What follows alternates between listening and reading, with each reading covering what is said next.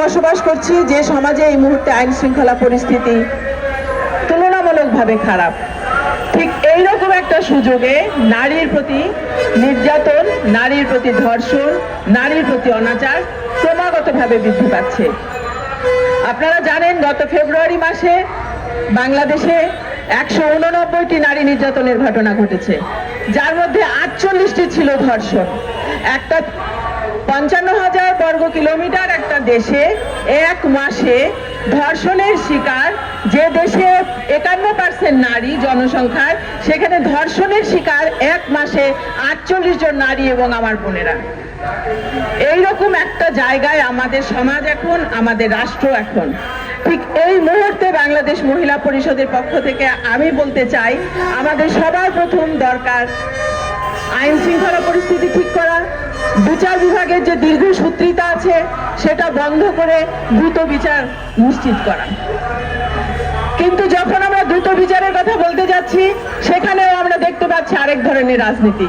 কখনো বলা হচ্ছে যে খুব অল্প দিনের মধ্যে এগুলোর বিচার হবে। আসলে ঠিক যতটুকু সময় এই বিচারে লাগে ততটুকু সময়ই দিতে হবে। রাষ্ট্রের পক্ষ থেকে কখনো কখনো বলা হচ্ছে ডিএনএ টেস্ট দরকার নাই। ডিএনএ টেস্ট যদি দরকার না থাকে, এই বিচারগুলো, এই কেসগুলো অন্যভাবে প্রভাবিত হবে ভবিষ্যতে। কাজেই যারা যে কথাটাই বলেন না কেন, দায়িত্ব নিয়ে কথা বলতে হবে, অভিজ্ঞতা নিয়ে কথা বলতে হবে। শুধুমাত্র মিডিয়ার প্রচারের জন্য আমরা কথা বলতে পারি না। আমরা দেখেছি হঠাৎ করে একজন ঊর্ধ্বতন কর্মকর্তা বলেছেন যে ধর্ষণ কথাটা আমরা বাদ দিয়ে দিব। আজব একটা বিষয়, তাকে আমরা নারী নির্যাতন বলবো। উনি কি জানেন যে নারী নির্যাতন কত প্রকার? উনি কি জানেন যে নারী নির্যাতন গৃহে হচ্ছে, বউকে পিটালে নারী নির্যাতন হচ্ছে, বাসে উত্ত্যক্ত করলে নারী নির্যাতন হচ্ছে? নারী নির্যাতনের একটি ধরন ধর্ষণ।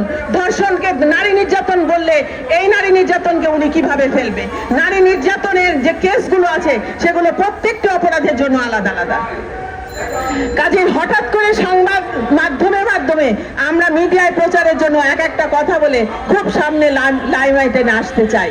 কিন্তু আমরা মহিলা পরিষদ সকলকে আমরা সতর্ক করে দিতে চাই যে বাংলাদেশের নারী সমাজ কিন্তু এখনো জেগে আছে।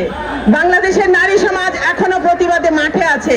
বাংলাদেশের নারী সমাজ এখনো প্রতিবাদে রাস্তায় আছে। দু একটা ঘটনাকে আপনারা বিচ্ছিন্ন ঘটনা বলবেন না। আমি আসিয়া বোনের প্রতি সকল প্রকার ভালোবাসা এবং শ্রদ্ধা জানিয়ে আমি বলতে চাই, আসিয়ার ঘটনা আমাদের কাছে যেভাবে আলোড়িত করেছে আমাদেরকে, সেটা হয়তো মিডিয়া এবং সোশ্যাল মিডিয়ার কারণে। কিন্তু আসিয়ার মতো আরো অনেক বোন, অনেক নারী প্রতিদিন নির্যাতনের শিকার হচ্ছে। আমার পূর্ববর্তী বক্তার মাকদুমা নার্গিস রত্নাপা বলে গেছেন বরগুনার বোনের কথা। বরগুনার বোনের কথা কিন্তু সেইভাবে আলোচিত হয়নি। বরগুনার বোন ধর্ষণের শিকার হয়েছে, তার বাবা যখন অভিযোগ করতে গেছে তাকে হত্যা করা হয়েছে।